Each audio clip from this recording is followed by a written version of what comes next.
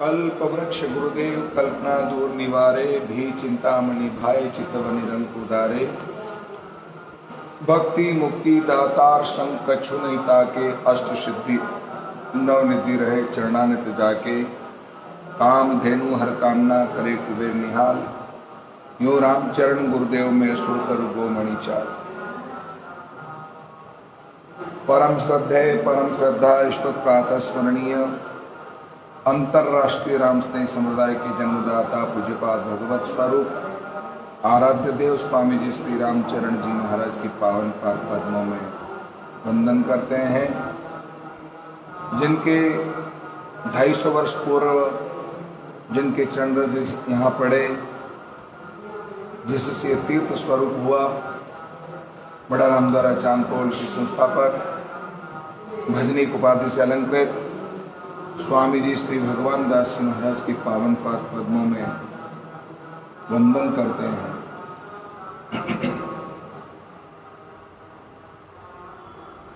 Lockdown सत्संग का आज फाइनल मैच है। संध्याकालीन प्रतिदिन आधे घंटे का सत्संग को आज विश्राम दिया जाएगा।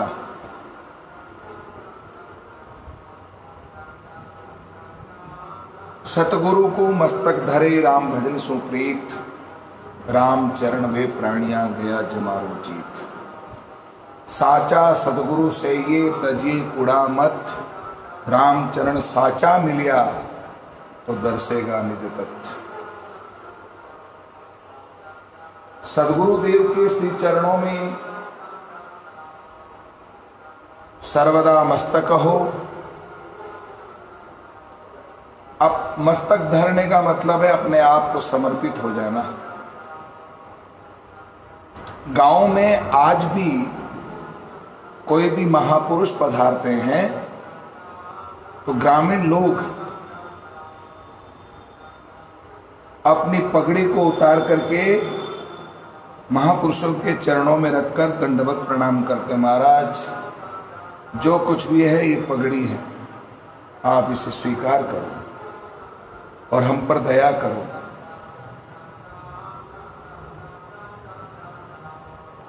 कहने का मतलब है कि अपना शीश सदगुरु के चरणों में समर्पित कर देना। ये मस्तक है। मस्तक जो कुछ है सो मस्तक में ही है, बाकी कहीं कुछ नहीं है। हाथ कोई जानबूझ करके कर्म नहीं करता, पांव कोई जानबूझ करके कोई कर्म नहीं करता। जहां से आदेश होता है हाथ को, पांव को, अन्य इंद्रियों को, वो मस्तक से ही आदेश होता है। क्योंकि मस्तक में सोच है, विचारधारा है, दृष्टि है, श्रवण है, बोलने की सामर्थ्यता है। जो कुछ है सो यही है मस्तक। इससे बढ़कर कुछ नहीं है। जिसका मस्तक सुधर गया, या यूं कहा जाए कि जिसका माथा सुधर गया, उसका सब कुछ सुधर गया। इसलिए इस माथे को सदगुरु के चरणों में पटक दो। सदगुरु के चरणों में पटकने का मतलब है अपनी विचार को बदलो, अपनी सोच को बदलो, अपनी दृष्टि को बदलो, सुनने की प्रवृत्ति को बदलो। यदि किसी ने ये कहा कि घेवर ने कुर्ता पहन रखा है, अब यदि सामने वाला र नहीं बोलता है, नहीं बोला जाता उससे, तोतला बोलता हो, अटकता हो, तो र हटा करके कुर्ता शब्द बोलता हो, तो क्या हम क्या सुनेंगे? सुधार के सुनो। यदि अखबार में लिखा है पांडवों की माता का नाम कुंती है और प्रेस मिस्टिंग के कारण यदि उसमें न छपे तो तुम क्या पढ़ोगे? आज यही व्यवहार हो रहा है। क्योंकि तुम सुधार के नहीं पढ़ रहे हो, तुम सुधार के नहीं देख रहे हो, तुम सुधार के नहीं सुन रहे हो, तुम सुधार के नहीं बोल रहे हो। यदि तुम सुधार के बोलोगे, सुधार के देखोगे, सुधार के सुनोगे, सुधार के सोचोगे, सुधार के विचार करोगे, तो सचमुच हमारा जीवन धन्य होगा, हमारा जीवन श्रेष्ठ होगा, दिव्य होगा, महान होगा, और एक बहुत बड़े विचारशील होंगे, बहुत बड़े विवेकशील होंगे, बहुत दार्शनिक होंगे। पर ये कब होगा? जब सदगुरु के चरणों में अपने मस्तक को पटक दोगे, क्योंकि सदगुरु हमारी दृष्टि को बदलता है, सदगुरु हमारी सोच को बदलता है, सदगुरु हमारी पॉजिटिव सोच को देता है, सदगुरु हमारी नेगेटिव सोच को हरण कर देता है, दृष्टि में विशालता दे देता है। सदगुरु हमारे विचारों में जो संकीर्णता है, उन संकीर्णता को हरण कर लेता है, विशालता प्रदान कर देता है। सदगुरु हमारे सुनने की जो ताकत है वो इस तरह की देता है जिस तरह से गणेश जी के कान बड़े हैं। गणेश जी के कान बड़े हैं, इसका मतलब यह है कि सुपड़े की तरह कान है। वैसे भी देखा जाए तो सुपड़े की तरह ही कान है हमारे, सुपड़े की तरह कान। आप जानते हो सुपड़ा क्या होता है? गेहूं साफ करने वाला सुपड़ा होता है। सुपड़े में हम अनाज को जो है उछालते हैं, छाजड़ा जिसको बोलते हैं, छाजड़ा। तो कई हम सुपड़ा बोलते हैं। तो छाजड़े में जो है हम अनाज को साफ करते हैं तो कचरा सब बाहर निकल जाता है और साफ सुथरे गेहूं अनाज वो सुपड़े में रह जाते हैं। ऐसे ही हमारे सुनने की जो शक्ति है, बुरा दूर हट जाए, अच्छा हम सुन लें, अच्छा ग्रहण कर लें, यही सबसे बड़ी विशेषता है। इसलिए गणेश जी के कान बड़े हैं। तो मैं यहाँ कोई गणेश जी की महिमा करने नहीं बैठा, फिर भी मुझे मस्तक की जो बात आई है तो गणेश जी के मस्तक में एक आंख छोटी है। आंख छोटी का मतलब है सूक्ष्मता से देखो, सूक्ष्मता से जानो, बारीकी से देखो, बारीकी से देखकर किसी की गलती का सुधार करो। यूं नहीं कि तुमने कभी क्या होता है, देखा अनदेखा हो जाता है और आंखें कभी भ्रमित हो जाती है। आंखें जब भ्रमित हो जाती है तो हम उसको जो है गलत नकार देते हैं। पर नहीं, बारीकी से देखो। तुम्हें आंख दो दी है, वरना रामचरितमानस में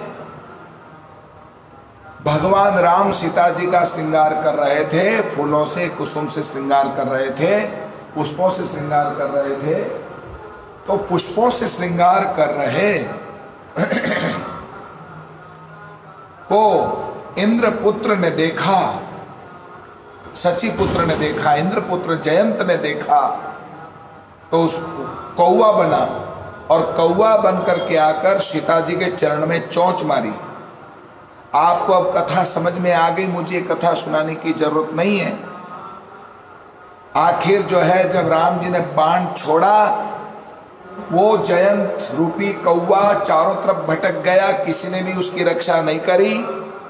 नारद जी ने उसको संबल दिया, हिम्मत दी, अरे देख राम जी का बाण तुझे मार नहीं रहा है, वो देख चुपचाप खड़ा है राम जी का बाण।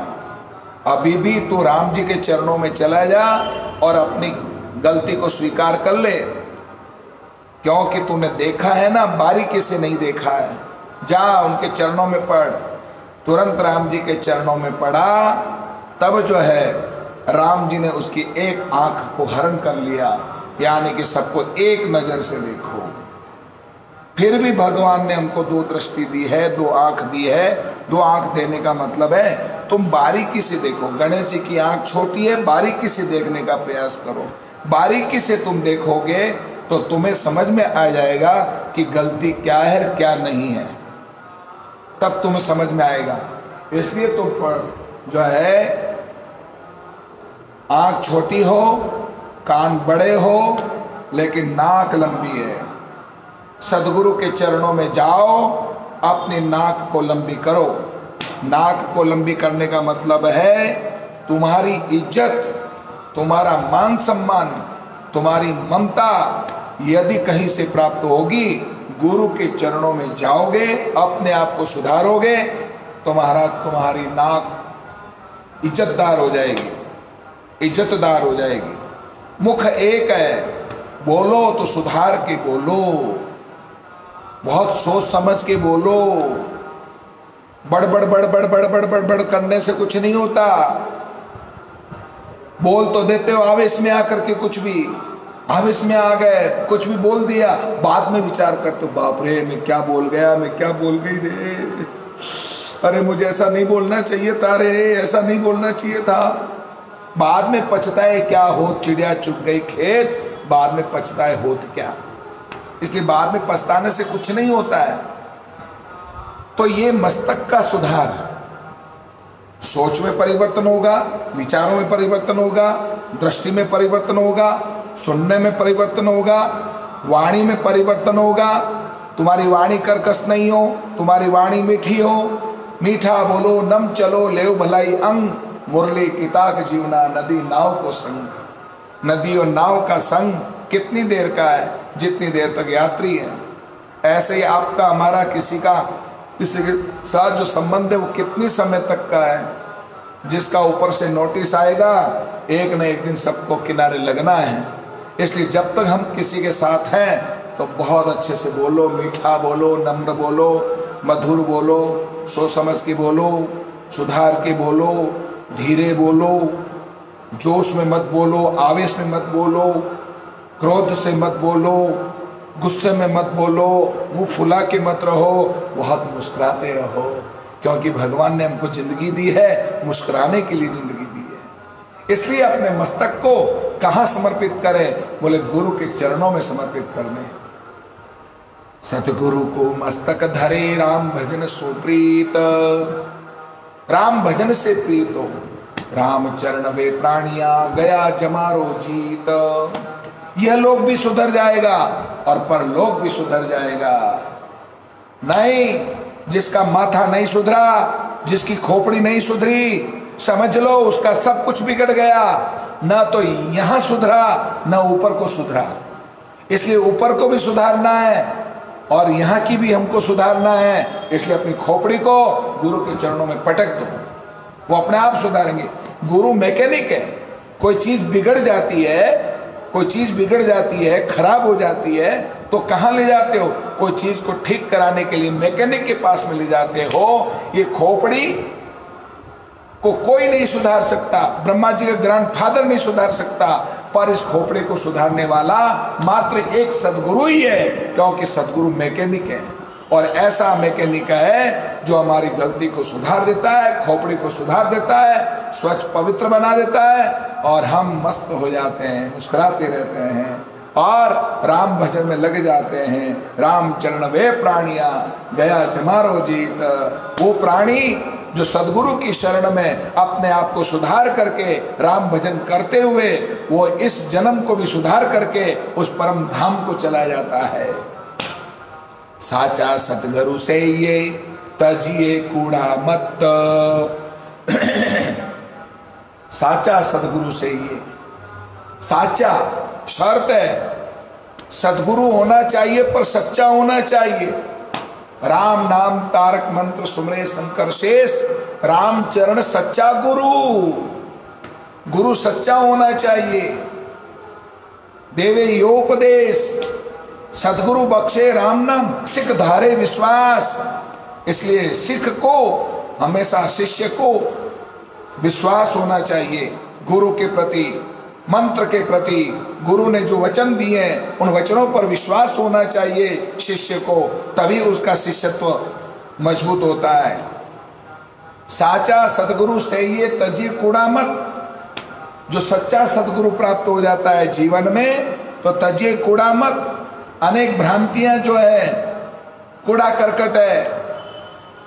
साल में तुम जो है दिवाली मनाते हो, पूरी साफ सफाई करते हो, पूरा कचरा जाले वाले सब हटा हटू करके पूरे मकान की सफाई करते हो, सारे कचरे को बाहर पटक देते हो। ऐसे ही सच्चा सदगुरु जब जीवन में प्राप्त हो जाता है तो सच्चा सदगुरु हमारी अनेक अनेक प्रकार की भ्रांतियां रूपी को जो कूड़ा करकट है, झूठ मूठ के जो कचरे हैं, उन सारी भ्रांतियों का जाला जो है सबको मिटा करके हमको शुद्ध बना देता है।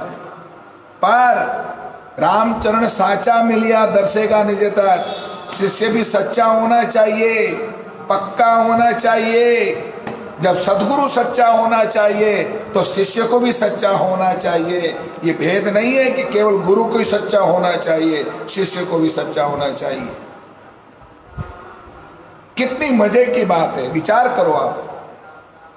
एक साधक सदगुरु के पास में गया, सदगुरु से कहा, गुरुवर हम माला फेरते हैं, राम राम करते हैं हम माला फेरते हैं, राम राम करते हैं, और उसके बावजूद भी जो है हमारा कल्याण नहीं होता है। हम पाठ पूजा करते हैं, हम साधना करते हैं, हम जो है रोज मंदिर जाते हैं, रोज रामद्वारे जाते हैं, हम रोज सत्संग में जाते हैं, फिर हमारे मन में सुधार क्यों नहीं है, हमारा कल्याण क्यों नहीं होता है। स्वामी रामचरण जी महाराज शिष्य को लेकर के सुथार के गोदाम में गए, जहां सुथार बहुत सारे काम कर रहे थे।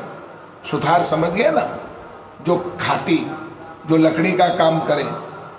उन सुथार के पास में पहुंचे, आगे देखा तो बहुत बड़ा लक्कड़ था।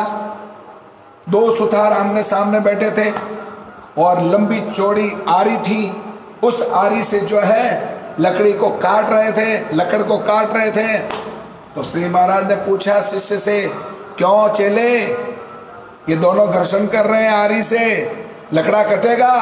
शिष्य ने कहा जरूर कटेगा, क्योंकि पुरुषार्थ कर रहे हैं, खूब घर्षण कर रहे हैं। श्री महाराज ने कहा 7 जन्म में भी ये लकड़ नहीं कट सकता यदि इसी तरह से घर्षण करते रहे तो। क्यों? बोले आरी उल्टी है, आरी उल्टी है। सीधी आरी से यदि लकड़ी को काटेंगे तेज धार वाली से तो ही लकड़ा कटेगा, नहीं तो नहीं कटेगा, गट्ठर कटेगा, नहीं तो नहीं कट सकता। तो साधकों समझने की बात है, शिष्यों ये विचार करने की बात है। कहीं तुम्हारी भक्ति, तुम्हारी साधना, तुम्हारा मंत्र जाप, तुम्हारा दर्शन, तुम्हारी पाठ पूजा कहीं करवत की तरह, आरी की तरह उल्टा तो नहीं है। इसका कौन विचार करेगा? इसका विचार यदि कोई करेगा तो केवल केवल सदगुरु करेगा, सदगुरु विचार करेगा। तुम सच्चे बनो, पक्के बनो। तुम शिष्य सच्चे होंगे, पक्के होंगे। यदि घड़ा सीधा रखा जाएगा तो ही जो है पानी आएगा, घड़ा भरेगा, नल चालू है। अब तुम रेनकोट पहन करके सदगुरु के पास में जाते हो तो कहां से भीगोगे? रेनकोट पहनना है। बारिश के दिनों में जो रेनकोट पहनते हैं ना, तो रेनकोट पहनने से अंदर हम नहीं भीगते, कपड़े नहीं भीगते, शरीर नहीं भीगता। क्यों? क्योंकि रेनकोट पहना हुआ। तो जिसने रेनकोट पहना है, सदगुरु की शरण में वो गया है, भले माथे को पटक दिया है, मस्तक को पटक दिया है, तो अभी जो है सच्चे सदगुरु जीवन में होते हुए भी तुम सच्चे नहीं हो, क्योंकि तुम रेनकोट पहने हुए हो, इसलिए तुम अंदर नहीं भीग पाओगे, तुम वैसे के वैसे ही रह पाओगे। इसलिए रेनकोट उतार करके गुरु के चरणों में जाओ, तब तुम कहीं सच्चे बनोगे। चिकना घड़ा, चिकना घड़ा, यदि चिकने घड़े को पानी कहाँ रुक सकता है? वो तो पानी बह जाएगा, क्योंकि घड़ा चिकना है। तुम चिकने बन करके गुरु के पास मत जाओ। सत्ता के चिकने, सौंदर्यता के चिकने, पैसे के चिकने, बड़े होने के चिकने, ये सब चिकनेपन है। ऐसे चिकनेपन हो करके हम सदगुरु के पास में नहीं जाए, बहुत खाली होकर के जाए, मिट करके जाए, मिटा दे अपनी हस्ती को। अगर कुछ मर्तबा चाहे तो दाना खाक में मिलकर गुले गुलजार होता है। बस ये सब मिटा करके सदगुरु के पास में जाओ, अपने आप को मिटा दो, मैं को मिटाओ। जिस दिन मैं मिटेगा उस दिन मैं आनंद हो जाऊंगा, बस आनंद हो जाऊंगा। तो साधकों, साचा सदगुरु से ये तजी कूड़ा मत, रामचरण साचा मिलिया दर्शेगा निज तत्व। राम नाम तत्व है, परमात्मा तत्व है, जो तत्व है उस तत्व का चारों तरफ दर्शन होगा, क्योंकि सच्चा सदगुरु होगा और सच्चा शिष्य होगा, दोनों सच्चे होंगे तो ही जो है उसे तत्व का बोध होगा और चारों तरफ तत्व का दर्शन हो जाएगा। तत्व का गुरु महिमा सीखे सुने हृदय करे विचार, रामचरण तत् शोध ले सोही उतरे पार। ऐसी गुरु महिमा को जो सुनता है, जो सीखता है, कहता है और हृदय में धारण करता है और हृदय में जो विचार करता है, रामचरण तत्व शोध ले, वही जो है मंथन करता है। जितना मंथन करेगा, विचारों से मंथन करेगा, सदगुरु की वाणी को मन में उतार करके और उसका मंथन करेगा। जिस तरह से गौ माता दिन भर जो खाती है वो रात को जो है उगालती है और उगाल करके उसका मंथन करके बाद में वो ग्रहण करती है, ऐसे ही जो है जिस तरह से विद्यार्थी स्कूल में पढ़ करके घर में आकर के होमवर्क करते हैं, ऐसे शिष्य को जो गुरु से जो कुछ सुना है, गुरु से जो ज्ञान को सुना है, उस ज्ञान को जो है अपने हृदय में धारण करके और उस पर जो है मंथन करना चाहिए। तत् शोधले सोई उतरे पार। जिस तरह से दधि मंथन करके मक्खन निकलता है और मक्खन को गर्म किया जाता है तो छाछ निकल जाती है और घी सार तत्व रह जाता है, ऐसे ही जो है विचारों का मंथन करके, सदगुरु की वाणी का विचार करके, गुरु से जो सुना हुआ शब्द का जो चिंतन करके मंथन करता है, वो सार तत्व को अपने जीवन में उतार लेता है और सबसे विमुख होकर के केवल गुरु के बताए मार्ग पर चल करके नाम जप का आश्रय लेकर के निरंतर शीश धरु गुरु चरण तल जिन दिया नाम तत्सार, रामचरण अब रैन दिन सुमरे बारंबार। अब सब कुछ छोड़ प्रपंच से मुक्त होकर के केवल राम राम राम राम राम राम राम राम राम राम राम राम करता हुआ अपने जीवन को पार पा लेता है। ये सदगुरु के कृपा के फल है, ये सदगुरु का प्रसाद है। ऐसा स्वामी रामचरण जी महाराज जैसा सदगुरु, स्वामी भगवान दास जी महाराज जैसे, स्वामी मुरली राम जी महाराज जैसे, स्वामी श्री रामचंद्र जी महाराज जैसे, स्वामी जी श्री देवादास जी महाराज जैसे, ऐसे सदगुरु हमको कहाँ मिलेंगे? ये बड़े दुर्लभ गुरु हैं जो हमें सुलभ हुए हैं। हमारे ऊपर वास्तव में बहुत बड़ी कृपा है, बहुत बड़ी कृपा है। और इतनी बड़ी कृपा है, इतनी बड़ी कृपा है। रोजाना वाली पुस्तक तो रोजाना जो ऐसे इस तरह की जो सदगुरु है, उन सदगुरु की कृपा हमको जब प्राप्त हो जाती है तो जीवन धन्य हो जाता है, जीवन धन्य हो जाता है। क्योंकि हम बहुत भाग्यशाली हैं, जीवन में सदगुरु मिला, जीवन में मनुष्य शरीर मिला, वो भी भारत भूमि में हमको जन्म मिला। कितना हमें गौरव है इस बात का, कितना हमको गौरव है कि गुरु मिला। गंगा दशहरा आज गंगा मिली, गायत्री मंत्र मिला यानी कि राम महामंत्र मिला, गोविंद मिला, गौ माता मिली दर्शन करने को, चारा खिलाने को, और जो है गोवर्धन पर्वत हमें मिला। क्या नहीं मिला हमको? गुरु गोविंद गीता हमको मिली। गुरु गोविंद गीता, गायत्री, गाय, गोवर्धन, गणेश जैसे तत्व हम सबको प्राप्त हुआ है। ये हमारा परम सौभाग्य है। इसलिए पोहकर दास जी महाराज ने एक बड़ा सुंदर पद गाया है। पोहकर दास जी महाराज कहते हैं कि ऐसा सदगुरु हमें जो प्राप्त हुआ है वास्तव में बड़े राम कृपा से प्राप्त हुआ है। ऐसे स्वामी रामचरण जी महाराज ने जो गुरु महिमा हमको प्रदान करके, अनुभव करके जो प्रदान किया है, उसका चिंतन मनन करते हुए हम अपने जीवन में गुरु की सन्निधि जो हमें प्राप्त हुई है, ये स्वामी रामचरण जी महाराज की कृपा के अलावा ये हमें कृपा असंभव है। धन धन स्वामी रामचरण जी आछा पंथ बताया है। धन धन स्वामी रामचरण जी,